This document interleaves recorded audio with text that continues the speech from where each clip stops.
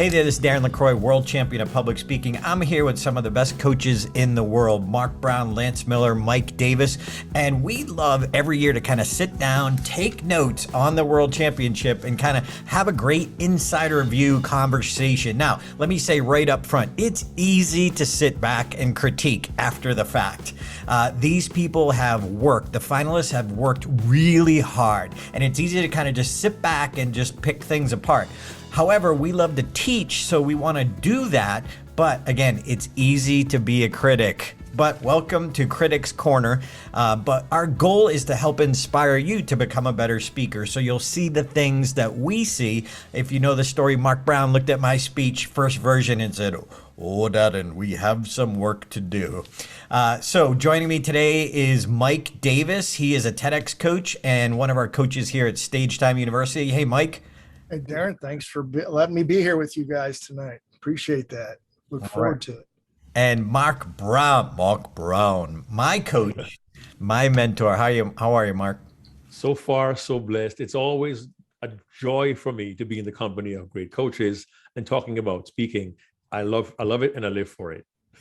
All right. And Lance Miller, world champion speaker, Mark, world champion speaker. Lance, you were the coach of the world champion of public speaking. How did that feel, first of all? Oh, it was gratifying. Verity was really great to work with. And I think that's one of the things as coaches, we can coach, but you have people that are coachable. And that's really probably the biggest thing I think we've all run into, and probably one of the biggest things that we ran into when we were coming up the lines. Were we coachable? And I know, Darren, you and I have had some conversations about your response to Mark saying, "Oh, Darren, we have some work to do." That's another story. What? And the thing is, this is what I'll just say, and I think this journey for everybody, it's really almost a journey of self-realization, self-definition, and really getting to know yourself more so than it is a journey of public speaking. It's really finding where your messages are, where do you live, what do you want to say. When you connect that, things start to come together for you. Yeah, absolutely. Mark, your first insights before we dive in. My first insights is, first of all, it's always difficult to compete in a virtual space, because you're dealing with a box, you're basically in a box, and you have to try your best to make the most of what you have, knowing that pretty much everybody who's watching is used to watching on a mobile device or an iPad or a TV, and you almost compete with TV and media, Netflix, Paramount Plus, Disney Plus, Hulu, and all of the above. And to be able to deliver a message in 7 minutes in that medium is not enormously easy. So my first insight is to congratulate all the contestants for doing their job, their best of their ability, for showing some creativity and some uniqueness that really left all of us inspired and entertained. Yeah, and a lot of them, you could tell they learned from last year. If you're not following along with the World Championship, last year was the first time ever it was virtual, so you could see that many of them studied. And just to become a finalist, so there's 8 finalists, right? Is that right? Yes. Eight finalists in the World Championship. Back in the old day, it used to be 9, but they narrowed it down. Just to get get a spot in the finals out of 35,000 people who compete is amazing. And they have to keep creating new speeches in the top few levels. So now they're working with a speech that's not necessarily tried and true in the contest format. Mike Davis, just general observations on the contest. I'm thinking follow up on what Mark said is a few weeks ago on Unforgettable Presentations podcast, the quote was, and I can't remember who said it now, we were in elementary school a year and a half ago with regard to the lockdown. We are now in high school when it comes to using the virtual platform. And I think it showed this year. Much better use of the camera, the speaking area, and they didn't look quite as uncomfortable. And some professional speakers are still out in the playground. They're not even in elementary school, and it breaks my heart. Upgrade, come on. Lance, any other quick insights on the contest overall, and then let's dive in. Yeah, a couple of things. I think learning to speak virtually is critical now, but at the same token, it's a completely different beast, as Mark in and Mike were both referring to, it's a completely different piece than being in front of from an audience. You don't have that interaction. You don't have that feedback. You can't see. You don't have the energy there. You're looking at a camera. And one of the things for me that I look for in these is that somebody would perform as well on stage as they do in front of the camera. And I'll just say right up front, when I see people using the camera where they couldn't do it on stage, I'm like, that starts to, like I said, we need to present ourselves and not play with the surrounding we're in that we couldn't do on stage. One of the things I look for, but we'll talk about that as we get into it. And that's come up both last couple of years. So. Yeah, and it's very different making eye contact with a lens. Yeah. Yeah. But that's the modality right now, and that's what they're being judged on. So very cool. So if you're watching this, thank you. Remember, we are coaches. This is what we do for a living. We love what we do. We live to help good presenters become unforgettable. It's a different skill set, but this is our skill set. So we want to teach you through the experience. And we're going to go through in order, except the top three. We're going to go 3, 2, 1. So we're going to start off with King NG. How do you pronounce that, Mark? I think it's Eng, Kin Eng. but I could be wrong. And his title of his speech was Best Burger Ever. I'll just start off. Like, he was just delightful. He's a guy you want to be your friend, which is not an easy skill, quote unquote, to learn. He just was. He was being himself. And he had great analogy. To me, he was the only guy who really made me laugh, or only speaker, since we had a woman as well. The only speaker really made me laugh. He had some good metaphors, and then our relationship was burger expired, and then you had little baby sliders. There was a lot of thought, but to me, it lacked that. And again, when we're giving these critiques, we're saying, okay, here's what we would suggest, but everyone is the CEO of their speech. Okay, so these people, they may have had a coach. They probably had a coach at this level. They may not have. And we as coaches, we give our insights, and it's up to them whether they take it or not. But to me, it was a little inauthentic. It just seemed a little rehearsed. And I was wondering, I was getting the message, but it didn't seem like there was you focus. Mark, I'll toss it to you. I have to agree. I loved his energy, his humor, the way he engaged. I thought he was very, very creative, and he used the medium very, very well. The prop, the burger, 2 real bites of the burger was great. From now on, I'm going to call him the Burger King. Nice. Those who know me, Michael, don't say anything, Michael. Those who know me know you'll get at least one bad pun from me on every program. That's my bad pun. I'll call him the Burger King. And to go one further, Burger King, Burger King. Anyway, his energy was great. His metaphor was great. I wanted to taste the burger myself. Little slow with the sound effects. Sorry. That's okay. I got him ready now, though. I like the way he used the burger as a metaphor. I thought it was very cute and very, very engaging. I really did. And it was very, very likable. He was very amusing. But I wrote one word on my note, and the word is light, in terms of the depth and the weight of the message. And again, the analogies were so well used, but I thought there was more that he could give to us as an audience to, pardon the pun, bite into, in terms of building and strengthening our relationships. That was spontaneous, Darren. Give me a large break. But I liked him a lot as a person, his style, his energy. But I was hoping for a bit more meat to the message. Of course, if you're a vegetarian, you get the idea. But I thought there was something more he could give to us that was beyond the lightness.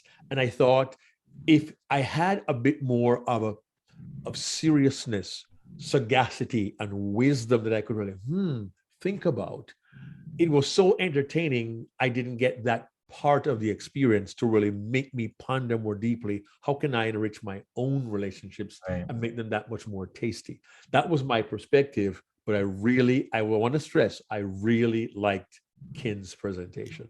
Yeah, and when you get to this level, we are coaches, so we have to be picky, like because they are so good. They earned their right to be there, but we're being. And I wrote down, Mark, going along with what you're saying, funny and cute. But what about us? What's in it for us? And for everyone, it was really well written. Like I loved when he's talking about him and his wife. One of us was a roller, one of us was a squeezer with the toothpaste. Yeah. It was just great writing. And the one mistake that he made, he assumed for everyone, he assumed that we thought something when we didn't. If you guys remember, he said, "You thought I was going to say dad." And we weren't thinking that. So whenever you say, "You thought I was going to say," you may have said would have been better. That way, now I'm like, no, I didn't. Now I'm find my little internal voice kind of arguing a little. No, I didn't. I didn't think that. So we've got to be careful on those universal things. And he said it so quickly, he didn't even give us a chance to think. So there are a couple places he could have paused better. Lance? I want to back up what you guys are saying, and I think we all saw very similar. I felt there's a lot of great energy, the bow tie, the animation, but I didn't feel like I had the authentic him talking to me. I thought it was more of a performance that was going on. So, and that's backing up with what both you're saying in different ways. The burger analogy, he said I was a squeezer, she was a roller with the toothpaste. He gave us the example, but here's the thing: he never told how they were building their burgers differently. He never addressed how do we build a burger together? What are the elements that we put in that make our burger work?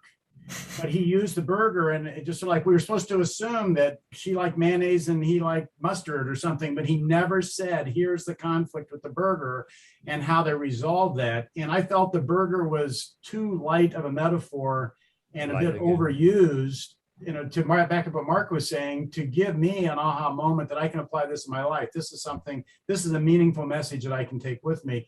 And I think we've all seen this as speakers come up. A lot of times they will come up, as we all did. We came up out of our competence level as a speaker, and we got into an area that we're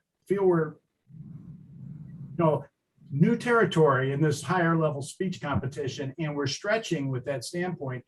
And for the speeches to really have the depth and the bite, the stories, the metaphors, everything in it needs to line up to deliver that message. And the burger thing just got a little overused for me, and there wasn't, and I'm not trying to be pun, those are great punny metaphors you use, Mark, but it did lack what I would say substance or meat for really getting the message across to me for making a relationship work. But the energy, the energy that he had, the liveness that he had on stage, and I have to say, he didn't leave anything on the stage. And I know you see people come out and they try to play it safe.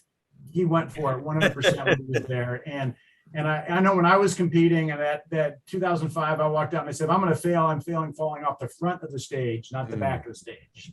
So I give him credit for he put everything into that speech that he had. And that is a huge growth step, no matter where you are.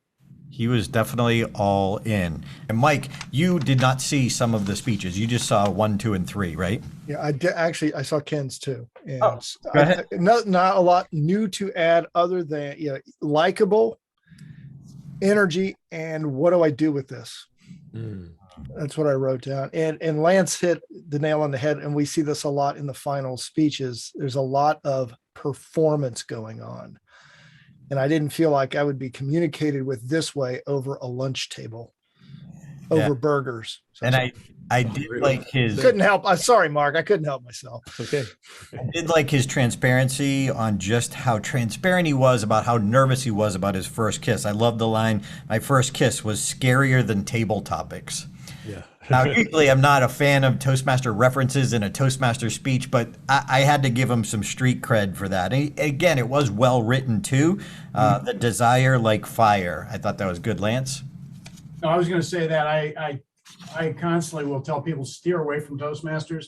It's something everybody has in common, and you're talking about preaching to the choir. You're really preaching to the choir. I just go, use another organization. I don't care. Use Kiwanis or Rotary or Chamber of Commerce or something like that is unique to you, rather than trying to play on the experience we all have in Toastmasters. But yeah, and it should be a message for the world, not just for this stage. Yeah. Awesome. All right, so we're going to move along to Errol Leandre. Yes. What goes around comes around. What goes around comes around. Errol, Mark, I'll toss it to you. I caught it. Okay. We talked with Ed Tate about this briefly on Saturday because Errol talked about having been bullied by a kid in school, and he ends up being asked by this bully's son to be the one to help him deal with his stuttering problem because he's bullied so much, he's stuttering. Mr. Leandre, can you help me? He finds out that the kid who wants help from him, his father bullied Errol when Errol was in school. And he had this conflict of conscience. Oh my gosh, his dad was so mean to me. I got to go help his kid right now. And at one point he was like, oh, okay, I will.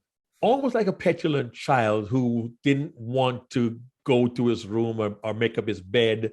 And I thought it was a departure from where he was taking me, because in the moment, I didn't see the reality or the authenticity of a character who was, as a mature man, is struggling with dealing with his emotion versus what he knows is the right thing to do. So there were times he almost seemed to regress into that kid in the playground who was getting bullied by this other person. So I wasn't sure who was the character. And the other thing that I thought was, again, he told the story well. He made us see the conflict.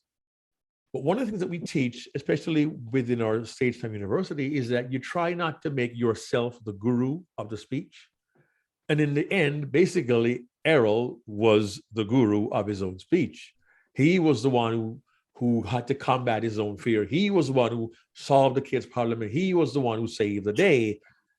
So the idea was good. What goes around comes around. Technically, his bully, who had bullied him, eventually realized that Errol, his victim, was the one to help his own son. And of course, his bully apologized to him, and all was right with the world. But Errol came across as the one who had the first problem, who solved his problem, solved his friend's problem, solved his friend's son's problem. Therefore, I am the hero of my own story. Look at me. Yay. That may very well be what happened. But what happens often in Toastmasters contests, in our experience, is that when you make yourself the guru, it almost seems as if you're showing the world how good you are, and that could work against you. That was the one note that I made. But I will say this, on a very personal level, I can understand the struggle he may have gone through as a victim of bullying himself, because I know what it was like to be that kid in the schoolyard who was hiding in the corner because kids were giving him a hard time. I also spent 20 years of my life giving talks about bullying in junior and senior high schools across North America. So personally, it did resonate. But technically, I thought that was a flaw in his story that could have been adjusted and become more meaningful or more impactful if he had not made himself the guru of his own story. And I will confess, I don't recall a strong, vivid message for me in terms of my own relationships, because even today we have bullies in the working world, in professional organizations. How do we handle them? How do we respond to them? Do we just tell them, hey, cut it out, because what goes around comes around? I thought there was more for us to work with as a result of that. Is that helpful, Lance? Yeah, no, that's good. I remembered that part. There was, what I remember on a number of the speeches is that an opening to me needs to orient the audience to where you're going, and it shouldn't confuse the audience. And most of the speakers I saw had tried to have some surprise opening. You didn't know what was going on. And I recall that, not specifically, but to your point, Mark, on the message. And one of the things I talk about in coaching and in the seminars I do, that your message is not about the cancer. And the reason I say that is we all have people that talk about cancer.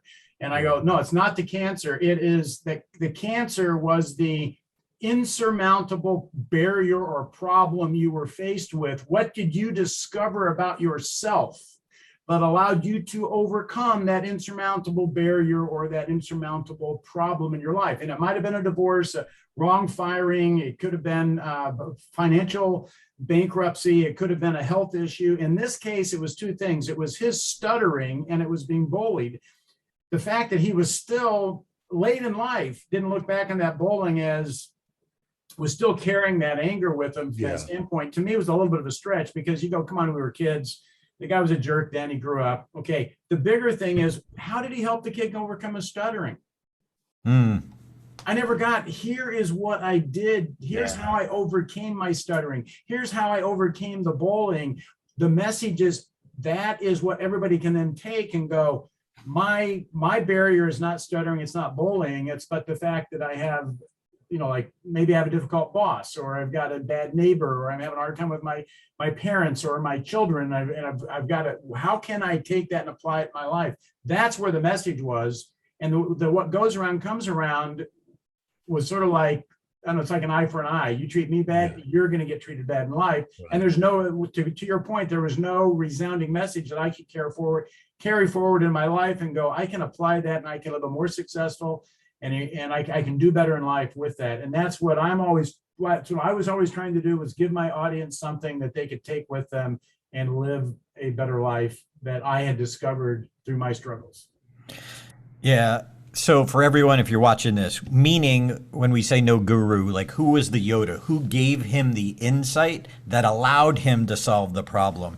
And I don't know if this was his message, but he said, revenge isn't sweet, it's bitter. And I mean, I liked that message, but that was not what the speech was. It was a sub point, but it wasn't the main message. And I do want to say I loved Errol's energy and I loved his authenticity. It was really good. His was one of the few speeches that I felt. I felt it. Now, going back to what you said, Mark, too, there were two moments that you know I'm the reaction guy. I love reaction. I teach reaction. And he said, a flood of pain washed over me, but we didn't see. This is what you're saying, Mark. We didn't see the flood of pain wash over him. He narrated. See, I would have loved to see the reaction of, and then if he wanted to say the flood of pain washed over me, but if you're watching this, show us the reaction. And then if you need to clarify, tell us. But he just told us there was no seeing. And the other point was, an enormous weight came off my shoulders. An enormous weight came off my shoulders. So there was never that reaction. So just a couple of things. These are ideas that would have helped make them better. And for everyone, we're here for the audience. We want you to get your message across to the audience in an unforgettable way. So again, we're being really picky here. Going to move forward over Verity, and we'll come back to her, obviously. So let's go to Daryl Pace, The Lessons of the Loom. The lesson of the loom. The lesson of the loom. Mark? Well, I'd like to have someone else go first because I worked with Daryl, if at all possible, and I'll give my comment afterwards. If not, I'll speak now if you want. But anybody, gotcha. any takers?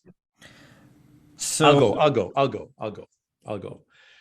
Daryl's lesson of the loom was basically about putting your heart into what you do and receiving the joy and the accomplishment.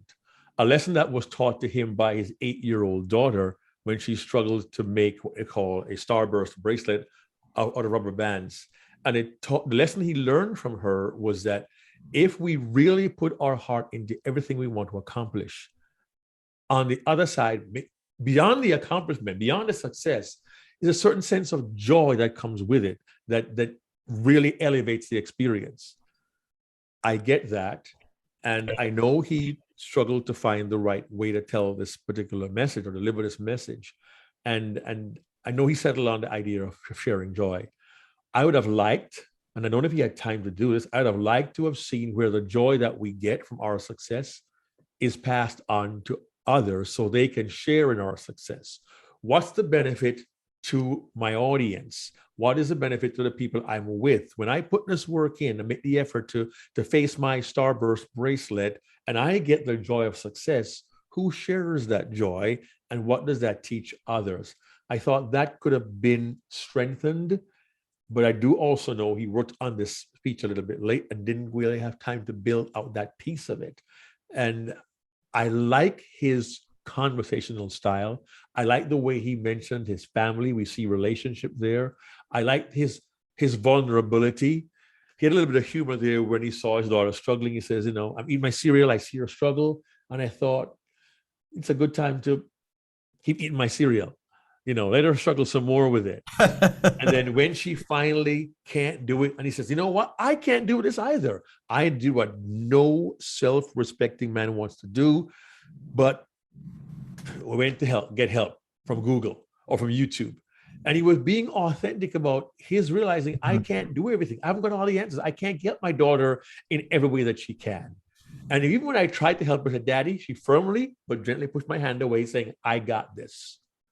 That was authentic in terms of him revealing his own humanity and shortcomings. I thought that was very, very good.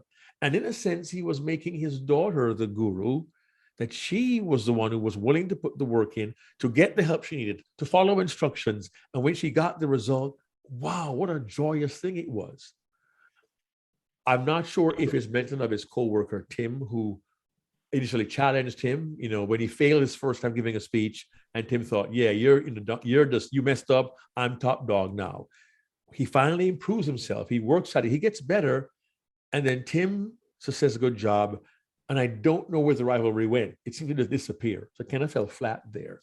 But again, I liked his authenticity. I liked his vulnerability. And the idea that he took his daughter's lesson, applied what she taught him, and now views every challenge, every next step in his life as a starburst bracelet he must put his heart into to get the result he wants. And on top of it, experience the joy of the accomplishment. I'd have loved to have seen that joy being passed on to people around him who share his life and his experience. Those are my initial thoughts. Darren? Yeah, it's like we want to see the person get the lesson and then pass it on. Right. Get the lesson. And I too thought it was funny what no self-respecting man would do. Let's look at the instructions. That was hysterical and true. And I agree with you, Mark, too. The IKEA, Darren? IKEA? Yeah. I want that joy. And then he said, put your heart in to get the joy out. But I really think the big catalyst, if you will, was to look at the instructions and be that example. And hey, you got to put your whole heart in. You've got to look at the instructions, or somewhere that could have been better. Lance? To Mark's point, I thought the speech had a lot of really good benefit, well constructed. Yeah.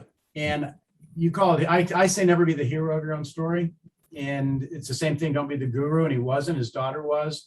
One of the other things I look for, and a lot of the speakers did this, they'll make their message and they'll look at the audience and say, when are you going to do that? And it's like, they don't, I sit there and go, that does not relate. They're not talking to me because their message is not even applicable to me, but their message may be applicable to somebody I know. What I look for in a speech is how I applied this in my life and it made my life better. That's where you really get the audience going, oh, now I see how it works. And I thought that because he went to work and he applied it in his life, he had those elements in there. And I thought the Starburst bracelet was I thought it was a very good metaphor, a very good metaphor for creating something beautiful out of the frustration and how to put it together. There were a lot of plus points. And quite honestly, I would have liked to have seen that speech recognized at a higher level by the judges, quite honestly. So from that standpoint, I thought there were a lot of positive things with it. And again, I apologize to him because I don't have my notes in front of me right now, but I do recall that. And it had I thought there were a lot of good things the way he put that speech together. I was confused with the loom in the beginning. He was trying to explain the loom was. I had a hard time. Over here. I don't know what a Starburst rubber band loom is, and I was a little confused by that in the beginning, but the overall construction, I thought it was one of the better constructed speeches. And he had the people in it, the transitions worked well. I thought it was one of the better constructed speeches. Did he use his daughter's name? Lauren, yes. Lauren. It was little Lauren, yeah. We talked about that. We talked about that too. And I wrote down, I felt it. I really felt his too, and I'm glad he used the Starburst bracelet because I would have been stuck on that. So he showed you what it is. That was also showed you what it is. Now you get it. Right? It might have been helpful for us to see the loom to clear that up a little bit better. But if you but at the same token, I'm like, try to describe it. I don't like a lot of props coming in unless they really unless they really make the point of your speech. And so, but I understand, I said, maybe that needed to come in. This is what the loom looks like. I would have had to have seen it. So, Is there a metaphor he could have used? For the loom? Yep. Difficult, because the loom Difficult. basically is a wooden base with pegs like nails that stick up, and you pull rubber band in certain directions and make a pattern. And there's a certain kind of artwork, I forget what it's called, I don't know if it's macrame, where you can pull string around nails and create patterns. The idea was to pull the rubber band around these pegs in a certain way, then gently lift it off, and the result was, ta-da, the Starburst bracelet. I like the idea of him trying to show what it was like, but if you don't know what the base is, it can be hard to comprehend or to visualize that. One thing he did do, I thought was clever. A little turn of phrase, she was trying to make the most difficult pattern, but she was left with a mangled mess. A mangled mess. And I remember when I was working in computer programming years ago, we used to always get inter-office envelopes and stuff sent to us by mail with rubber bands around them. And one of our guys in our computer department would take rubber bands and he would make these huge balls. He'd start really small, and over a course of 6 months, he had this huge mass. It's a huge ball of rubber bands. But when he said a mangled mess and did this with his hands, the visual was, yeah, she really messed it up. It was all, gone and frustrated. But he made her the guru. I mean, she was 8 years old and she was the guru. Daddy, I got this. I went and got help.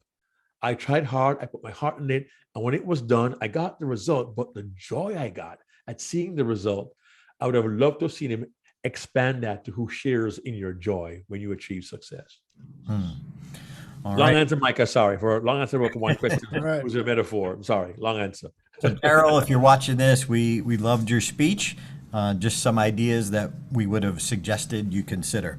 All right, Mark, can you pronounce the next one? Isidro Sousa? I think so, because he sent me a friend request. So I think it's Isidro Sousa. And I don't have a whole lot of notes on his speech, The Irony of Fate. If you can refresh me, Darren, I'll go back and try to recall. I remember that he had at the beginning, choose your sky and fly. So it was a cute, I didn't understand it though. So sometimes wordsmithing something or making it rhyme can be good, but if we don't understand it, exactly what that's meant. Now, if it's okay, like kicking you out of the nest, choose your sky and fly where you're going to fly. That part I can get, but then he added another tag later and I was even more confused. One of the things I really did like that Isidro, and I apologize if you're watching this and we're pronouncing it wrong, he used a technique that I had never seen on virtual, where he started a conversation talking to someone and he put the person he was talking to, and then he slowly moved and then talked to the camera. And that helped me know who was talking, which I thought was brilliant technique to let us know who's talking by starting over here. Now my microphone isn't built for it, but starting over here and then slowly bringing it so that we know that this character is talking to the camera. I thought that part was brilliant. I too didn't take too many notes, and for everyone watching this, we're not giving anyone more or less time. We're just, here's ideas that could help you when you're presenting. He didn't use his daughter's name. And we're always suggesting, please use a name, because it helps us, even if you need to make one up for one reason or another, but it allows us to visualize that character, or also what's their emotion, or how tall were they, or did they always wear a red ribbon in their hair, or blonde hair, or beautiful blue eyes. Give us something so we can visualize. And then there's, of course, the Ed Tate technique, where you could give them an adjective name, like officer friendly or strictly business. Something like that, or average Joe. Lance, did you remember anything from that one? Yeah, and I have to apologize if I got the wrong speech, but what I remember the story. Then he brought his daughter in. I was surprised he had a daughter, because I didn't. And this comes back to the big opening of the speech, is setting the speech up so the audience knows where you are. To your point, Darren, you get confused with an opening, because a lot of times people try to be dramatic and create this impact like it's a movie. It's not a movie, it's a speech. And so where was it? When was it? At what point in your life was it? When he was talking, I didn't even think he was married and had a child. And he went home and he started talking about his daughter. And I didn't know if his daughter was 6 years old or 16 years old. And that's why it's important to say, it's like you say, I came home and I saw like you said, my daughter's, my teenage daughter, Sally. And now we have a clear picture of who Sally is. Or my 8-year-old Sally, sitting on the bed. I have a clear picture of who that is. And that's what I think I recalled was when he said he went home to his daughter, I was thinking he was younger in life when he was telling the story, wasn't married, didn't have a family yet. And that comes into the orientation of giving the audience the proper information to have the same picture in their mind that you have in your mind. And many speakers leave out critical fundamental data in their picture, trying to get that picture in the mind of the audience. And one more thing, this is not about Isidro. I hope that's right. It's for all of us. Darren, you mentioned about choose your sky and fly.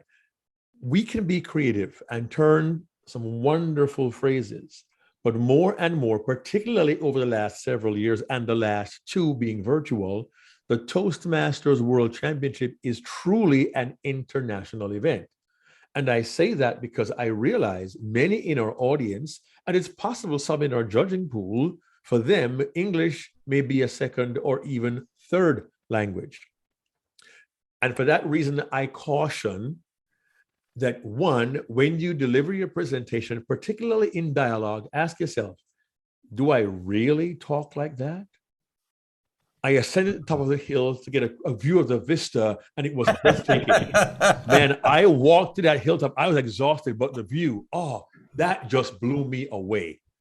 If we need Darren and Michael, thank you, Darren dictionary method. Darren has to go look it up. Chances are it's probably not realistic language. But so I ask everyone to think about the language that you use in terms of how can you be an audience advocate. I got that phrase from our mentor, Patricia Fripp, Hall of Famer.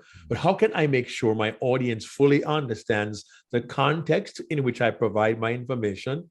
And is my language and my manner, is it conversational enough for them to really comprehend? Have I chosen words and phrases that do sound colorful and effective, but may cause my audience to have to think a second time?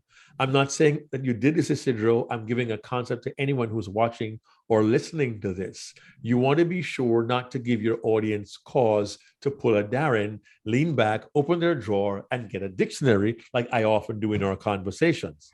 And I kind of want to toss this to Mike, because I know Michael didn't see the presentation, but the concept that we talk about in our coaching calls, Michael, about not giving your audience a reason to think or go on a detour or to get left behind. What are your thoughts on that? Oh, it's think like an audience member and remember the curse of knowledge that we each have. You know your story. Don't assume we do. I was working with a group of scientists last week, and they threw out this term, and they understand the storytelling concept. And I finally said, I forget what the word was. It had something to do with buildup of mass in the forest. I said, what is that? They looked at me and I said, I'm your audience. We don't know what you're talking about. So it always comes back to this, and each of you has alluded to it. We have to know as the audience, to Lance's point specifically, I've got this picture in my head, and right now it's really garbled because you're using terms I don't know. Make it clear for me. Yeah. If I can jump in one more time, Darren. The other thing is a lot of speakers feel they need to open the speech or lead off with the message of their speech.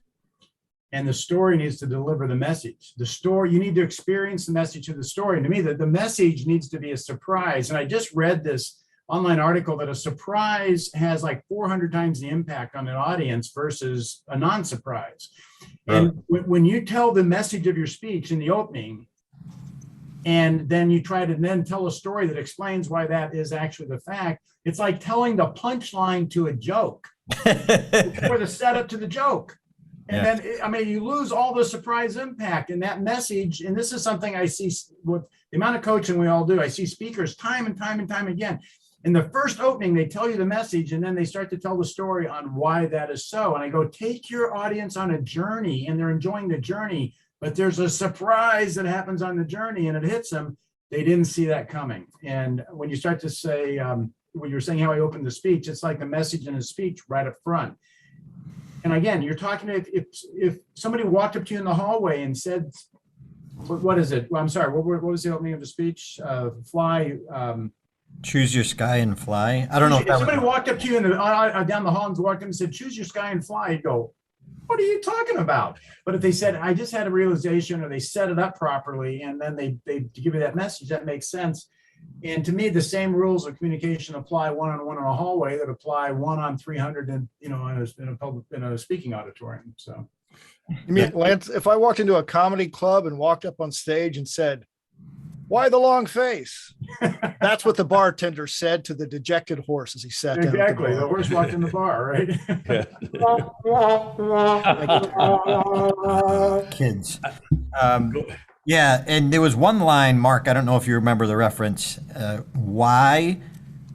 So we can go brag to our friends and relatives. And I do remember that I did like that line. I don't remember the exact setup, but it's almost like, yeah, why would we do that? Yeah, we do it just so we can go brag to our friends and relatives. And I did want to mention that as well. So before we go on, Darren, before I forget, before we go to the next person, I do have one more thought regarding Errol Leandro's speech. I want to get back to it. I don't want to forget it, just so you know. Go ahead. Continue with your thought. Yeah, no, I was just going to say that if you're watching this, 99% of what all of us coach is clarity, clarity, clarity. So I hope you see that as the underlying theme when we try to work with people, and all of us have been coached as well. So we get it from both sides. It's not easy to be coached, but it's transformational to be coached. Mark? Yeah, and this is not a criticism, Errol. Please don't misunderstand, because I face this a lot with Toastmasters contestants in terms of the title of the speech. There's nothing wrong with the idea of what goes around comes around, except for two things. When I say what goes around, by show of hands, who's going to think comes around? We've heard it before. That's part one. Part two is what can, not will, what can happen is someone says, what goes around comes around. Okay, I know where they're going with this. And they mentally check out because they anticipate where you are going. So your speech title should have enough mystery in it to have the cause them to say, ouch, what does that mean? What? Okay, that's interesting. Yeah, the purpose. I didn't know this when I was competing. Luckily, I said a second chance became my theme. But if I say the secret to conquering fear, well, I read a book by this guy. I heard a talk last week. What are you going to tell me? And you give the audience a reason to say, been there, done that. I know where they're going. So think about adding some mystery to your title that'll cause them to wonder, what does that mean? Best burger ever. That's interesting. You know, to think about how your title can cause the audience to stop, to wonder, and to lean in as a concept and an idea for all your presentations going forward. Darren? Yeah, we had a sales technique when I worked at Bose Corporation. One of the things I did is I would go out and do demonstration presentations on the Bose Acoustimass speakers. Back in the day, I don't know if you remember those tiny little cubes, but what the presentation was, they had, let's just say, that chair. We had this speaker that was about that big, and then we had them sit in this room, and the sound was amazing and beautiful, and people were thrilled. And then I would go over in the middle of a song and I would take the facade off, pull it away, and there's these tiny little speakers, and then people go, whoa. Well, that emotional reaction is what we're talking about, that surprise. When it's predictable, and some of the speeches, we know where this is going. It wasn't bad. It's just we're contest junkies. We've all seen, Mark and I won 20 years ago, and never mind contests before that you guys saw. So we've been seeing so many. So there are a lot of judges too who are contest junkies. So they've seen it all. And we won't get into the fear speech and the whatever speech. But anyway, all right. So I want to Darren, let me just add to this. We're on this point. I just want to add another perspective to it too. Every day we get hit with thousands of messages telling us what to think, telling us what to do. As human beings, we have a built-in resistance when, radio, internet, your cell phone, you're getting messages all the time, spam calls. I mean, it's like all the time you're getting messages telling you what to do. As soon as the speaker stands up and gives you the message right up front, and they're going to try to tell you what to do, I feel there's a built-in natural resistance to not want to have that happen, because we lose control of our lives, versus being taken on a journey like the speaker. You get to experience it, and then all of a sudden the surprise and wow, I was taken on the journey, and I got to receive that message without building in my resistance to it up front. And I'm going to pin myself just 1 second, guys. So what we're saying too is, as soon as you do something that's cliche, a lot of the audience will metaphorically cross their arms and lean back. But when you can surprise them, they uncross their arms and lean in. And that's what we've got to do. We just can't be doing that cliche thing. So that being said, let's keep this ball rolling. Let's go to Stephen Chin, who was contestant number 8, The Next Step. The Next Step by Stephen Chin. I have to say, I loved the message. It was a subtle message in my speech. I loved the message, and it was very clear, unlike some of the other speeches. But what I didn't get, and it may be because he was in the medical field, correct? Yes. He was an OR surgeon, I believe. Yeah, and emergency room surgeon, and actually, not OR. He was my other contestant that I coached. So I'm interested in your viewpoint. So yeah, I would want an emergency room surgeon to have his demeanor. As a speaker, that's not what I want, and I get it. I understand. We've got to all work from who we are and be our authentic self. But I didn't feel it, and I just didn't feel a connection. I thought it was good. I thought it was clear, which some of the others weren't, but I never, ever had that emotional connection. And I liked it. I just didn't love it. Mark?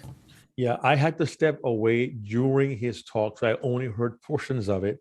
And I'm gonna just step back for a second, because I don't want to try to reach without remembering. And again, I saw only a small portion of it. And Lance spent time with him. I'd love to hear what Lance's thoughts are. Here's what, Darren, you're hitting it on the head, and Stephen and I have had a lot of discussions on this. And I was talking to him when I first got his speeches. I was watching, because I got the semifinal and the final speeches I was working with him on, and I was working with him to get his energy up in his speeches. To what you're talking about, you didn't feel it, but to his credit, we worked out making the message extremely clear, making the stories align, and that speech had it. But I told Stephen, I said, Stephen, it's my guess is that in your profession as an emergency room physician, you're not rewarded for your vocal variety. It's like, we got a bleeder over here. That type of stuff does not go well. Yeah. In the emergency room, you're rewarded for a calm, cool demeanor, and that's really where he lives. And I was just saying, as a speaker, you've got to get your energy up. And I remember when I was prepping for the finals, I was on a stage, and my coach had me speaking all the way through the door out to the wall on the other side of the parking lot with that much energy, and it was uncomfortable for me to speak with that much energy, because normally we're not in that large of a setting. But I also want to give Stephen credit. The advancements he made with his energy and vocal variety and pacing from where he started is a credit to Toastmasters, a credit to Stephen Chin, a credit to the contest. The growth that I watched him go through was phenomenal, both in working with him on his story development and getting his messages up there, getting his energy up, was phenomenal. It wasn't where it needed to be in that, but I want to, that gentleman grew a lot through this process, and we all know exactly what we're talking about. It's great to get the trophy, but in the end, and though I think you guys know, I competed for 13 years. I would never go back and win a contest I lost, because now that I'm through it, the journey was worth. That's where I got my that's where I got my knowledge. That's where I got my experience by losing speech competitions. And, you know, and to that credit, I get so many coaches or speakers give me a speech and I go, oh yeah, I used to lose speeches with speech. I used to lose contests with speeches like this all the time. But to Stephen's credit on that, he did really step up and worked hard on the speech and improved his delivery tremendously through what he did. And I did think he had a clear message. It was a personal story. It was real across the board. And that's what we really worked on in the coaching. So. And I do want to compliment all presenters who are going through this growth process. If you can measurably see your progress, that is commendable. You know, I was blessed enough with my coach, David Brooks, back in the previous millennium, to see that growth in the course of 1 year because I was willing to be coachable. As Darren says, if you're not coachable, there is no cure. But I want to commend everyone who's seen their own growth through this process. I saw only a bit of what Stephen had to say. I thought he was likable, a likable person, and I would love to have heard more of his presentation, but I had to step away. So for that, I apologize, and I'll say normal. I'll say that's all I got to say about it. Yeah, and for everyone, if you seriously put the energy and effort, the contest will grow you. And that can never be taken away from you. I'm not the same presenter, whether I won or whether I didn't. I am not the same presenter. There's before Mark and after Mark, BM and AM, when he worked with me. And that's why I joined the contest. I didn't join it to win at the beginning because I didn't even know it went to the World Championship. But quick example, Mark, you can maybe back me up on this. Rory Vaden, who came in second in the world, Rory took what he learned. He became a best-selling author. His business is crazy. He out-earns me by tenfold. So he used the skill. He's applied it to his life. He's applied it to his business. There are many people who didn't win who have better businesses than we do. And there are people who did win who aren't necessarily involved. And it's just a personal choice. It's not a good or bad. They did it, they competed, and they chose that they didn't pursue that. But I know, Mark, who is the gentleman who's a world champion and the lawyer? Oh, David Henderson. David Henderson. Yeah, he gave an unbelievable speech, and he uses what he learned in his law practice. So he's and to that point, Darren, he competed specifically because he wanted to be able to present better in court. Yeah, that's what there's 2 points I want to make on this. One is that the Toastmasters experience is not to be a great Toastmaster. And those of us who are world champions, it's not like I'm trying to be here to be the best Toastmaster in the world. You use Toastmasters to be better in life. And the other thing I want to stay on, the speech competitions are subjective. Yes. They're highly subjective. And you have to understand they're subjective. Even though you didn't win, you touched thousands, maybe hundreds of thousands of people with your message that made a difference. Yeah, and somebody sat down there and we've all looked at the numbers and how the ballots work. And, you know, you can be solid number 2 and win because 1 and 3 went back and forth. There's all sorts of things in the numbers. It's subjective. So understand it's about your growth, your message, your impact on the audience is what it's about. And Mike, I'm going to just toss it to you in a second if you have any comments, and for everyone watching, he didn't see the other speeches, so that's why we haven't given him as much mic time, but he did in the top 3. As much mic time? Well, there's that, and he's not a world champion. Oh, ouch. I'm just here to balance and to make it 4. Yeah. But here's one thing that we get every year, and guys back me up on this before we toss it to Mike, but we always get that person who reaches out to us. Everyone in the room said I should have won, and they didn't even place. And it's like, okay, so you didn't talk to a judge, obviously. So it wasn't everyone in the room. It was your friends who know you, who know your backstory, who know and saw your journey. So those don't count. So what I always tell people is wait 2 weeks, go back and watch the recording, and I give them our coaches form, and I say, okay, come back to me in 2 weeks, go through that coaches form legitimately, watching your own recording out of the emotion, and then you tell me if you should have won. I've only ever had one person come back to me, and that one person said, you were right. I can see it now. Lance? On that point, we've all gotten this. We're coaching somebody early in the competitions. They go to area, they go to division, they go to district. You get the email and they said, I took third in division. That's what they get. And I always write back and I said, congratulations. How did you feel about your speech? And what did you learn from the process? And then I get this 4-page email that comes back about it was the best speech I ever gave. And this is what I learned. And that's where this is. And they didn't get a ribbon or a plexiglass trophy and don't feel they succeeded, but they grew tremendously, to your point. Absolutely. Mark, anything to add? Then we'll toss it to Mike. I add this: a Lucite trophy is not a fair indication of your worth, value, or impact. A Lucite trophy is not a fair indication of your worth, your value, or your impact. You don't need a trophy to change people's lives. Yeah. I just want to add to that. I go, look, I get hired. I speak all over the world. Nobody has ever asked to see my trophy. Oh. You know where it, Lance, do you know where it is?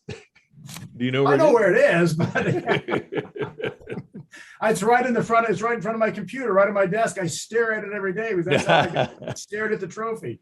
Yeah, mine's on the mantelpiece over the fireplace downstairs, gathering dust. Darren's, of course, is behind him as part of the ambiance of his workspace. Yeah, and going to your point, Mark, like Linda Marie Miller last year. Came in second and had this incredibly controversial, life-changing speech that has got her so much feedback, good and bad. Yeah. I won't even get into that, but man, what an impact that speech has had, and what an impact giving that speech has had on her life and her career as well.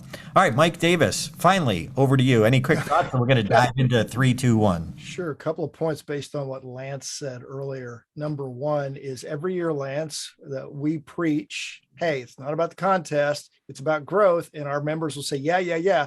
Sure enough, I've already been getting requests for our core calls. Hey, I want to win the world championship next year. Can I get on a core call? It's like, oh my God, you're not listening. And I appreciate your comment, Lance. I haven't won the world championship, but I do have. And to the point, it is the fact that there is the prize. That's why you work so hard for it. But in the process, we find the silver linings to growth, but it's that prize that everybody wants. That's why you work so hard for. It's the same thing. I watched the Olympics this year, and they talked to athletes about winning all the golds they did and stuff. And they said the journey is where the growth was. It wasn't in the gold. It was the journey of discovering your capabilities and your competence and building it.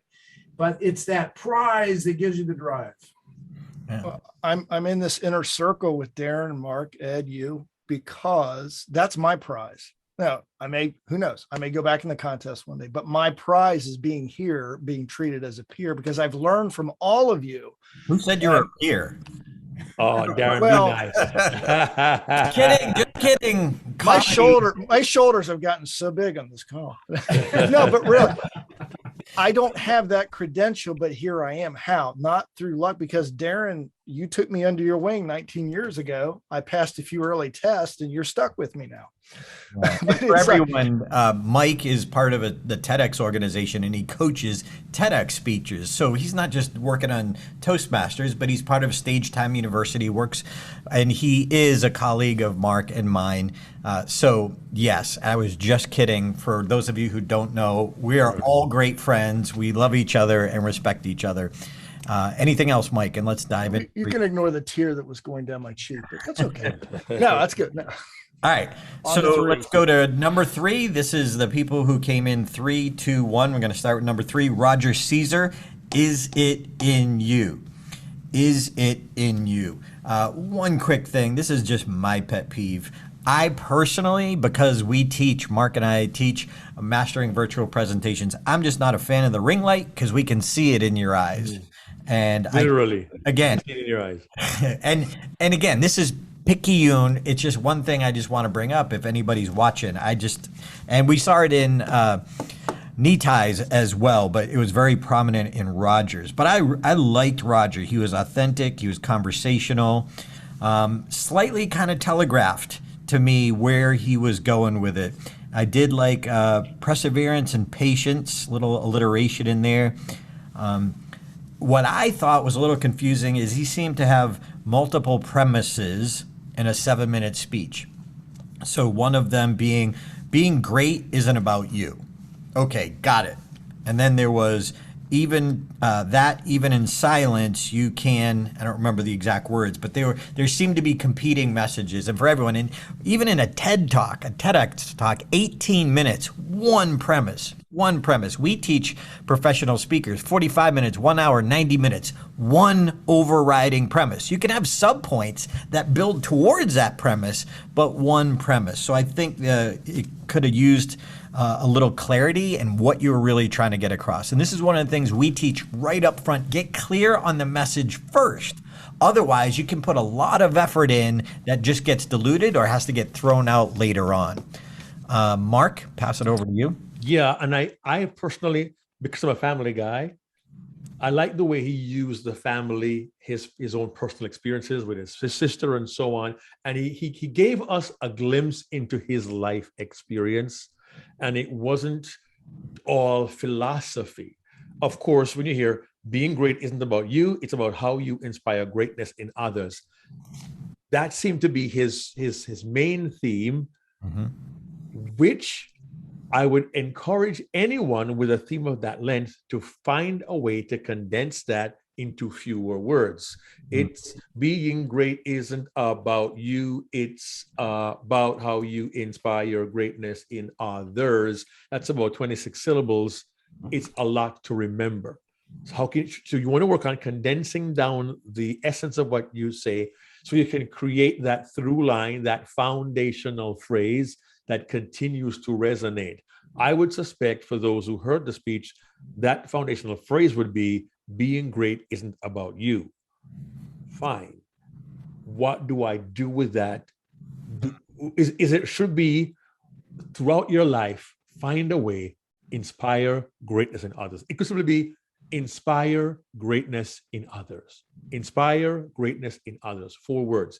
If that was the message you wanted to drive home to me, and he put that in 3 different places, inspire greatness in others, I walk away knowing I have this, not this mandate, but this opportunity, and I dare say this responsibility to inspire greatness in others. So I would say that would have been a really great foundational phrase to carry through. And the foundational phrase, for those who are new to this, is a phrase that you use throughout your speech. That is the foundation or anchor of your whole premise. Back to you, Darren. All right, I'll hand over to Mike and then Lance.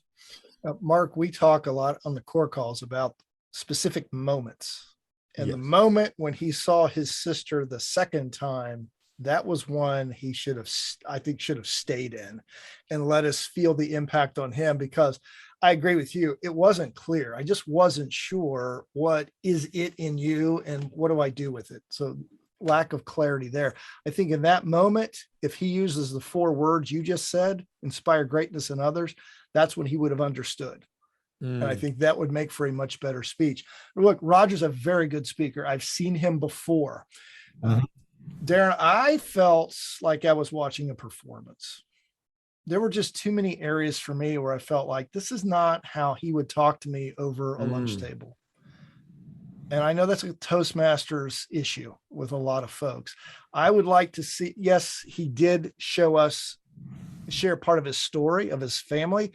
I didn't feel like I was getting the real Roger. I felt like there was a bit that performance was masking some of him, because I wasn't feeling pain or I wasn't experiencing the joy. So I thought that was missing. Look, he's got. Compare that, Mike, if I could jump for a second. If you compare that to Verity's, like Verity was like the ultimate at that. We'll get to her in just a second, but watch his and watch Verity's and you'll get what we're saying, Mike. Yeah, it was authentic. And there were a couple of points. These are minor points for the future speeches. But when he asked the question, did you ever have a sibling that had to go wherever you went, something like that? My answer was no, I'm an only child. Immediately, I shut out of that part of the speech. So this was brought up earlier about one of the other speeches. Don't ask those kind of questions where the answer could be no. So you be careful with those type. And I'll throw it over to Lance. I've got some others if we have time. Lance? Yeah, to that point, great energy, a great individual. There's no question about that. Same thing, to echo what Mike was saying. I felt there was a bit of a performance, and one of the things I wanted to be on stage, the one of the things I worked on, I wanted to be the same person on stage you'd run into the hallway I wanted to be myself on stage. And I felt that we were getting a performance. Same thing, I have a big issue on asking questions, period, that the audience doesn't answer. To me, if you ask a question, it's like opening up a window on the computer. It starts eating up memory in the audience. If you ask them a question, you never gave them a chance to answer. And so, to your point, Mike, did you ever have a sibling you had to go everywhere with you? I had 5 siblings, but I didn't have somebody who tried to go everywhere with me. And the other thing is, you had to think about it.